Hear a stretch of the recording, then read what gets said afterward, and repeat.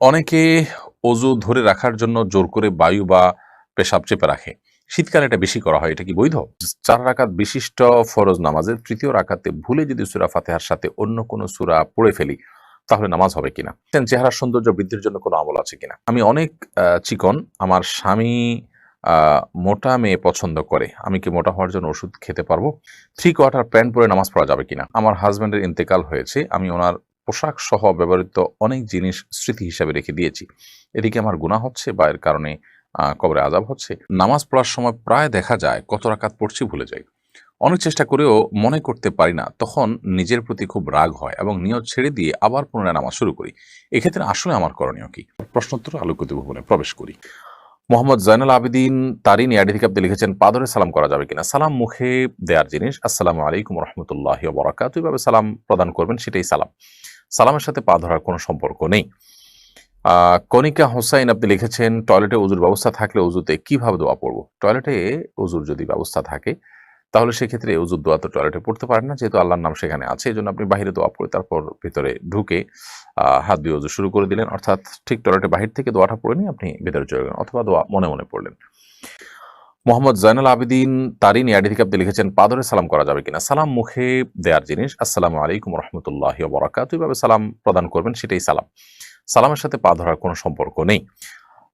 এরপরে অনজিলা খাতুন আপনি লিখেছেন এই আইডি থেকে, ৪ রাকাত বিশিষ্ট ফরজ নামাজের ৩য় রাকাতে ভুলে যদি সূরা ফাতিহার সাথে অন্য কোনো সূরা পড়ে ফেলি, তাহলে নামাজ হবে কিনা? ৪ রাকাত বিশিষ্ট ফরজ নামাজের ৩য় রাকাতে সূরা ফাতিহার পর অন্য কোনো সূরা আপনি পড়ে ফেললে নামাজ হয়ে যাবে। নামাজ হবে না, ব্যাপারটা সেই লেভেলের না। তাসনিমা আক্তার লিখেছেন, চেহারার সৌন্দর্য বৃদ্ধির জন্য কোনো আমল আছে কিনা? চেহারার সৌন্দর্য বৃদ্ধি এটার জন্য ইমানদারের খুব বেশি চিন্তা বা টেনশনের বিষয় নয়, যার কারণে এটার জন্য কোনো কোরআন হাদিসে বাতানো কোনো আমল আসলে নেই। একজন ইমানদার তিনি তার আমল এবং কর্মকে সুন্দর করার চেষ্টা করবেন। চেহারা আল্লাহ তাআলা যেভাবে দিয়েছেন সেটাকে শুধু যত্ন করবেন। এটাকে আরো সৌন্দর্য বৃদ্ধি করা ইসলামে নাজায়েজ নয়, কিন্তু এটা ইমানদারের কাছে কোনো গুরুত্বপূর্ণ আইটেমই না যে এটার জন্য কোরআন হাদিসে আলাদা করে কোনো দোয়া শিখাবে। যাদের কাছে এই পার্থিব এই বিষয়গুলো, তুচ্ছ বিষয়গুলো অনেক বড়, যারা আখিরাতে বিশ্বাসী নয়, সেই মানুষগুলো সাধারণত এগুলো নিয়ে অনেক বেশি অরিড থাকে, অনেক বেশি তারা এগুলো নিয়ে পেরেশান থাকে। তো চেহারা সৌন্দর্য বৃদ্ধির জন্য কোনো উপায় অবলম্বন করলে সেটাকে আমি হারাম বলছি না। কিন্তু এইটাকে ইসলাম এত বড় করে দেখে না যে এটার জন্য আলাদা কোনো আমল দিবে। আমল দিবে তো তখন যখন জিনিসটা খুব গুরুত্বপূর্ণ হবে। তো যাই হোক, এটার জন্য আলাদা কোনো দোয়া বা আমলের কথা কোরআন হাদিসে কোথাও বলা হয়নি। তবে আ আপনি আ যদি মনে হয় যে আপনার চেহারাতে এমন কিছু আছে যেটার কারণে আপনি অবহেলার শিকার অথবা অপমানের শিকার বা অবমূল্যায়নের শিকার, সেক্ষেত্রে আল্লাহ তাআলার কাছে আপনি সাধারণভাবে তো দোয়া করতেই পারেন, অথবা বৈধ কোনো উপায়ে চেষ্টা করতে পারেন। আমি বলছি যে যারা আ চেহারার সৌন্দর্য বলতে আল্লাহ যা দিয়েছেন সেটা তে কোনো উল্লেখযোগ্য কোনো ত্রুটি নেই। কিন্তু তারপরও সুন্দরত্ব কোনো শেষ নাই। তারা আরো সুন্দর করার পিছনে মরিয়া হয়ে থাকেন এবং এটার পিছনে লাখ, লাখ টাকা খরচ করেন এবং এটার পিছনে লেগে থাকেন। একটা পর্যায় পর্যন্ত এটা জায়েজ আছে। কিন্তু যখন সীমানা ছাড়িয়ে যায় তখন সেটা কিন্তু অপচয় এবং নাজায়েজের পর্যায়েও চলে যায়। সেটি মাথায় রাখতে হবে। খোলাসা কথা হলো, আপনার চেহারাতে যদি কোনো ত্রুটি থাকে আ যেটা আপনার সৌন্দর্যকে নষ্ট করে এবং সেটার কারণে আপনি সমস্যাগ্রস্ত থাকেন, তো আপনি কোনো ট্রিটমেন্ট করতে পারেন। আবার আল্লাহর কাছে দোয়াও করতে পারেন যে, আল্লাহ আপনি আমার সমস্যা দূর করে দিন। দোয়া আপনি ওপেন উন্মুক্ত দোয়া আপনি আল্লাহর কাছে নিজের ভাষায় দোয়া করবেন। ইনশাআল্লাহ আল্লাহ রাব্বুল আলামিন আপনার দোয়া কবুল করতে পারেন। আর দ্বিতীয়ত, যদি এরকম পর্যায়ে না থাকে, জাস্ট আপনার সৌন্দর্য যেটুকু আছে এটাকে আরো বাড়াতে চান আপনি, এটা আসলে ত্রুটিপূর্ণ কিছু নাই, আরো সুন্দর করতে চান, সেটাও আপনি করতে পারেন। কিন্তু এটার জন্য খুব বেশি টাকা-পয়সা ব্যয় করে যদি আপনি অপচয় সীমানা চলে যান, সেক্ষেত্রে সেটা গুনাহ হবে। আর আমল হিসাবে এক্ষেত্রে আল্লাহ তাআলার কাছে আপনি দোয়া করতে পারেন। তবে নবী করিম সাল্লাল্লাহু আলাইহি ওয়াসাল্লাম ফজর নামাজের জন্য যখন নামাজের জায়গার দিকে যেতেন, তখন একটা দোয়া পড়তেন। বিভিন্ন হাদিস দ্বারা বিভিন্ন দোয়ার কথা প্রমাণিত আছে। এর ভিতরে একটা হলো, আল্লাহুম্মা জাআল ফি কলবি নূরা ওয়া ফি ওয়াজহি নূরা। আল্লাহ আমার চেহারাকে আপনি আলোকিত করে দিন। এটা অবশ্য বাহ্যিক সৌন্দর্য নয়। এটা হলো ঈমানের একটা নূর, আ যেটা উম যেটা আপনার এই চামড়ার সৌন্দর্য নয়। আ যেটার মধ্যে এক ধরনের লাবণ্য থাকবে, এক ধরনের সৌন্দর্য থাকবে, অভাবনীয়, অকল্পনীয়, আ এবং যে সৌন্দর্যটা একেবারেই আপনার অতিপ্রাকৃতিক। অতএব সেটার জন্য আল্লাহ তাআলার কাছে সে দোয়া আপনি করতে পারেন, সেটা ভিন্ন বিষয়। এমনি রুবেল আপনি আমাদের ইউটিউব চ্যানেলে প্রশ্ন করেছেন, নামাজ পড়ার সময় প্রায় দেখা যায় কত রাকাত পড়ছি ভুলে যাই। অনেক চেষ্টা করেও মনে করতে পারি না, তখন নিজের প্রতি খুব রাগ হয় এবং নিয়ত ছেড়ে দিয়ে আবার পুনরায় নামাজ শুরু করি। এক্ষেত্রে আসলে আমার করণীয় কি? নামাজ পড়ার সময় কত রাকাত পড়েছি এটা নিয়ে ভুলে যাওয়া, এটা আমাদের সমাজে এখন একটা ব্যাপক আ আপনার মানুষের মধ্যে এই সমস্যা দেখা যায়। এবং এই সমস্যার মূল কারণ হলো যে আমাদের মনোযোগ, মনোসংযোগ এখন আর আমরা কোথাও খুব বেশি সময় ধরে রাখতে পারি না। এটা বড় ধরনের একটা অবনতি আমাদের বলতে পারি। তো এর কারণে কোনো কাজে সফলতা পাওয়া অনেক কঠিন হয়। কারণ মনোসংযোগ ছাড়া কোনো কিছুতেই মানুষ অগ্রসর হতে পারে না। তো এই পর্যায়ে আপনি যদি নামাজের মধ্যে মনোযোগ ধরে রাখতে চান, তাহলে সেক্ষেত্রে নামাজে মনোযোগ ধরে রাখার উপায়গুলো আপনাকে অবলম্বন করতে হবে।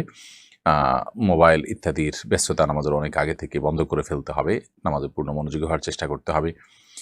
প্রতিটা রুকুন খুব দীর্ঘ সময় নিয়ে করার চেষ্টা করতে হবে। কি পড়ছি, কি বলছি নামাজে সেগুলো বুঝে, বুঝে পড়ার চেষ্টা করতে হবে। এগুলা লক্ষ্য রাখতে হবে ইনশাআল্লাহ। এখন কত রাকাত পড়েছেন এটা নিয়ে যদি আপনি দ্বিধায় পড়ে যান, তাহলে সেক্ষেত্রে আ আপনি দেখবেন আপনার মনের প্রাবল্য কোন দিকে হয়। আ যদি আপনার মন কোনো একটাকে সায় দেয় যে আমার মনে হচ্ছে আ এইটা হওয়ার সম্ভাবনা অনেক বেশি। অর্থাৎ আ উম ধরা যাক ৩ এবং ৪ নিয়ে সন্দেহ হচ্ছে। তো ৪ হওয়ার সম্ভাবনাই বেশি। তাহলে আপনি ৪ কেই ধরে নিবেন এবং শেষে সিজদায় সাহু দিয়ে নিবেন। আর যদি আপনার মনে হয় ৩ হওয়ার সম্ভাবনা বেশি, তাহলে ৩ কে আপনি ধরে নিবেন, ধরে সিজদায় সাহু দিয়ে নিবেন। আর যদি ৩ এবং ৪ নিয়ে সন্দেহ হয় এবং আপনি ঠিক মাঝামাঝি পর্যায়ে দাঁড়িয়ে থাকেন, ৩ বা ৪ কোনো দিকে আপনার মনের ঝোঁক বেশি না হয়, আপনি একেবারে ঠিক মাঝখানে দাঁড়িয়ে থাকেন, কোনো দিকেই মন ঝুঁকছে না, তাহলে সেক্ষেত্রে আপনি কমটা ধরে নিবেন। ধরে ৩ ধরে নিয়ে আপনি নামাজ শেষ করে শেষে সিজদা সাহু দিয়ে নিবেন। নুজহাত হাসান লিখেছেন, আমার হাজব্যান্ডের ইন্তেকাল হয়েছে। আমি ওনার পোশাক সহ ব্যবহৃত অনেক জিনিস স্মৃতি হিসাবে রেখে দিয়েছি। এদিকে আমার গুনাহ হচ্ছে বা এর কারণে কবরে আযাব হচ্ছে? যে জিনিসগুলো স্মৃতি হিসাবে রেখেছেন সেগুলো আপনি ব্যবহার করছেন, করবেন, হয়তো হালকা ব্যবহার করেন, বেশিরভাগ ক্ষেত্রে রেখে দেন। অসুবিধা নাই। এর কারণে কোনো গুনাহ হবে না ইনশাআল্লাহ তাআলা। তবে এটা যদি এমন হয় যে ব্যাপক পরিমাণ তার সম্পদ সেগুলো সবই আপনি স্মৃতি হিসাবে রেখে দিয়েছেন, সেটাতে অন্য ওয়ারিসদের কিন্তু অধিকার জড়িত আছে। অন্য ওয়ারিসদের কাছ থেকে যদি আপনি দায়মুক্তি না নেন, আ তাহলে সেক্ষেত্রে তাদের হক আদায়ের গুনাহটা হবে। আ ব্যাপারটা এরকম, আপনি পোশাক-আশাকও যদি রাখেন, তাহলে সেক্ষেত্রে সে পোশাকটাও অল্প-স্বল্প পোশাক, এটা আপনার ভাগে আছে বা আপনি এটা পেয়েছেন, অথবা এটার অন্য কোনো দাবিদার নাই, সেই হিসাবে আপনি রেখে দিয়েছেন, বা হালকা-পাতলা ব্যবহার করেন, ঠিক আছে। এতটুকু হতে পারে। কিন্তু ব্যাপকভাবে যদি আপনি রেখে দেন, অন্য ওয়ারিসরা না জানে অথবা তাদের পারমিশন না নেন, তাহলে সেক্ষেত্রে তাদের হক এখানে আছে। মানুষ মারা যাওয়ার পর তার প্রতিটা জামা-কাপড় সবকিছুতেই সব ওয়ারিসদের কিন্তু হক চলে আসে। এটা একটা ব্যাপার। আরেকটা বিষয় হলো যে অনেক আ কাপড়-চোপড় যেটা অন্য মানুষও উপকৃত হতে পারে, গরিব মানুষও পড়তে পারে বা যেকোনো মানুষ পড়তে পারে, সেটা না পড়ে আপনি সবগুলোকে রেখে দিলেন স্মৃতি হিসাবে, সেটা অবশ্যই আ অপচয়ের পর্যায়ে যাবে। আব্বাসউদ্দিন লিখেছেন, অনেকে অজু ধরে রাখার জন্য জোর করে বায়ু বা পেশাব চেপে রাখে। শীতকালে এটা বেশি করা হয়। এটা কি বৈধ?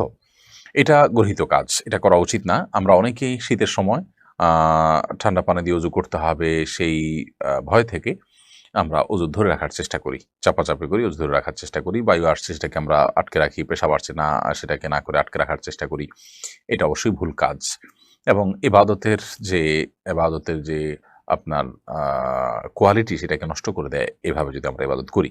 কারণ আপনি পেশাবের বেগ, বায়ুর বেগ নিয়ে উম আ টয়লেটের বেগ নিয়ে যদি আপনি নামাজ পড়েন, তাহলে সেক্ষেত্রে সন্দেহাতীতভাবে সেই নামাজের ভিতরে পরিপূর্ণ মনোযোগ, পরিতৃপ্তি থাকবে না, খুশুখুদু থাকবে না। খুশুখুদু না থাকলে সে নামাজটা অনেকটা প্রাণহীন নামাজের মতো হয়ে যায়। এজন্য এটা করা উচিত নয়। নবী করিম সাল্লাল্লাহু আলাইহি ওয়াসাল্লাম বলেছেন, আলা আদুল্লুকুম আলা মা ইয়ামহুল্লাহু বিল খাতায়া ওয়া ইয়ারফা'ু বিহিদ দারাজাত। আমি কি তোমাদেরকে এমন কিছু আমলের কথা বলে দিব না যেগুলো তোমাদের গুনাহকে মাফ করে দেয় এবং তোমাদের মর্তবাকে বৃদ্ধি করে?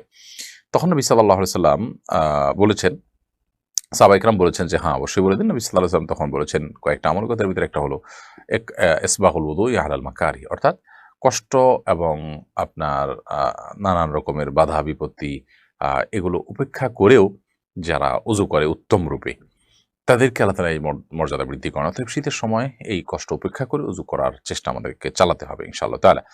অনেকে আসরের ওযু দিয়ে এশা পর্যন্ত ধরে রাখার জন্য কসরত করেন, চাপাচাপি করেন। এটা করা উচিত না। হ্যাঁ, সামান্য বেগ আছে, এটার কারণে আপনার কোনো মনোযোগই নষ্ট হবে না বা এটার জন্য কোনো কষ্ট হবে না, সেটা ভিন্ন বিষয়। কিন্তু আ একটুও যদি বেগ থাকে সেটাতেও ওযু করে ফেলতে পারলে উত্তম হয়।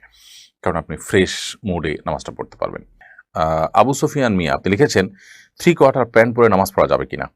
3 কোয়ার্টার প্যান্ট আ যদি পরেন যেটার ফলে আপনার হাঁটু ঢেকে যায়, সেটাতে আপনি নামাজ পড়লে নামাজ হয়ে যাবে। তবে লক্ষ্য রাখতে হবে রুকু, সেজদা বা উঠা বসার সময় যেন এই প্যান্ট সরে গিয়ে হাঁটু প্রদর্শিত না হয়। যদি সেরকম হয় যে হাঁটু প্রদর্শিত হয় না বরং হাঁটু ঢেকে থাকে, 3/4 প্যান্ট পরে তাহলে নামাজ পড়লে নামাজ হয়ে যাবে। তবে মনে রাখা উচিত আল্লাহ সুবহানাহু ওয়া তাআলা বলেছেন, ইয়া বানি আদম খুযু যিনাতাকুম ইনদা কুল্লি মাসজিদ, হে আদম সন্তান তোমরা প্রত্যেক নামাজের সময় সুন্দর পোশাক বা শোভা এটা গ্রহণ করো। তার মানে এমন পোশাক পরা উচিত নয় যে পোশাকটা আসলে আমরা সচরাচর গুরুত্বপূর্ণ কোনো অনুষ্ঠানে কোনো ব্যক্তির সঙ্গে সাক্ষাৎ করতে যাওয়ার সময় পড়ি না। নামাজ হয়ে যাবে সেটা একটা বিষয়, কিন্তু নামাজের কোয়ালিটিকে নষ্ট করতে পারে এ ধরনের পোশাক। কারণ এটি আল্লাহর দরবারে, আল্লাহর সামনে আমি দাঁড়াচ্ছি, তার সঙ্গে কিন্তু যায় না। এমনি ফারুক আপনি লিখেছেন ইউটিউব চ্যানেলে, আমি অনেক চিকন, আমার স্বামী মোটা মেয়ে পছন্দ করে, আমি কি মোটা হওয়ার জন্য ওষুধ খেতে পারবো? আহ জি, পুরুষ আইডি থেকে সম্ভবত কোনো বোন আপনি প্রশ্ন করেছেন। মোটা হওয়ার জন্য, মোটা তাজা হওয়ার জন্য কোনো ঔষধ গ্রহণ করলে সেটি যদি স্বাস্থ্যের জন্য ক্ষতিকর দিক থাকে তাহলে ডেফিনেটলি সেটি গ্রহণ করা যাবে না। কারণ মানুষ নিজের স্বাস্থ্যকে ধ্বংসের দিকে ঠেলে দেওয়ার মতো কোনো কাজ করলে সেটি ইসলামের শরীয়তের দৃষ্টিকোণ থেকে জায়েজ হয় না, সেটা গুনাহের কাজ হয়। বিধায় এটি করা যাবে না। আবার সেই সাথেও আমাদের মাথায় রাখতে হবে যে আ মোটা হওয়া এটা তো আসলে কোনো ভালো জিনিস না। তুলনামূলকভাবে একটু আ আপনার আ আ খুব বেশি চিকন হলে সেটা যাতে না হয়, সেটা যদি চান কেউ, তাহলে সেক্ষেত্রে খাবার-দাবার খাদ্যাভ্যাস এগুলো একটু পরিবর্তন করলেই হয়তো পরিবর্তন হতে পারে। সেই পন্থাটা আপনি অ অবলম্বন করতে পারেন। আর যদি কোনো ওষুধে সাইড ইফেক্ট না থাকে, সাধারণত এই সমস্ত ওষুধের সাইড ইফেক্ট থাকেই থাকে। যদি এরকম কিছু থাকে, সাইড ইফেক্ট নাই, নিশ্চিত হতে পারেন আপনি, তাহলে সেটা গ্রহণ করলে কোনো অসুবিধা নেই।